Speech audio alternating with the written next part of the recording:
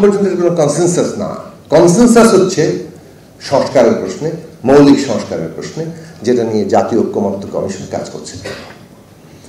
কাজেই এইটার জায়গাটা নির্দিষ্ট করা দরকার। আমরা যদি এটাকে সংশোধনী অর্থে দেখি তাহলে আমরা অনেক ন্যারো করব। বিদ্যমান সংবিধানের সাথে ওই সংশোধনী সাযুজ্যপূর্ণ নয় কতটা, সেটা পরীক্ষা করার ভাগটা আদালতের হাতে থেকে যাবে। কিন্তু সংবিধানকে আমরা যে জায়গায় মৌলিকভাবে নিতে যাচ্ছি সেটা সংশোধনীর অনেক ঊর্ধ্বে, এবং সেই কারণে এটা জনগণের অভিপ্রায় ইচ্ছার প্রকাশ হওয়া দরকার। সংবিধান মাত্রই জনগণের ইচ্ছা এবং অভিপ্রায় প্রকাশ, সেটা এই সংবিধানেও লেখা আছে। কাজেই সেই দিক থেকে জনগণের ম্যান্ডেট ছাড়া একটা সংবিধানের ফান্ডামেন্টাল সংস্কার করা সম্ভব নয়। নতুন সংবিধান তো প্রশ্নই আসে না। নতুন সংবিধান লিখতে গেলে তো অবশ্যই জনগণের ম্যান্ডেট নিতেই হবে, এমনকি ফান্ডামেন্টাল সংস্কার করতে গেলে ম্যান্ডেট নিতে হবে। সে কারণে আমরা আমাদের দিক থেকে প্রস্তাব করেছিলাম, এবং এটা কিন্তু 5ই আগস্টের পরে নয়।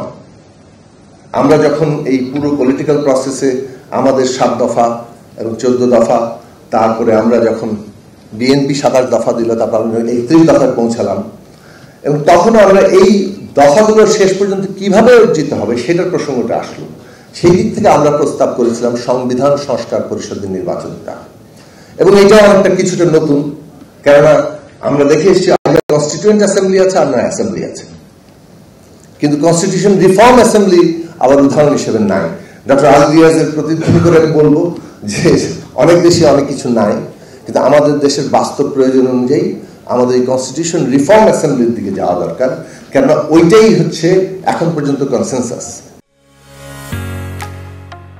ঢালাইয়ের সেরা প্রিমিয়ার সিমেন্ট।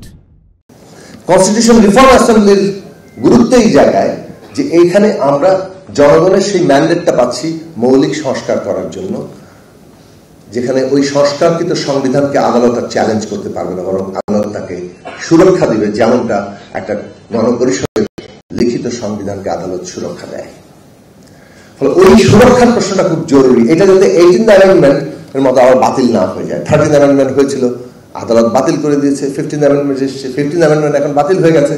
আমরা একটা পার্লামেন্ট করলাম, তারপর সবই গ্রহণ হলো, কিন্তু এটা একটা 18th অ্যামেন্ডমেন্ট আকারে গৃহীত হলো।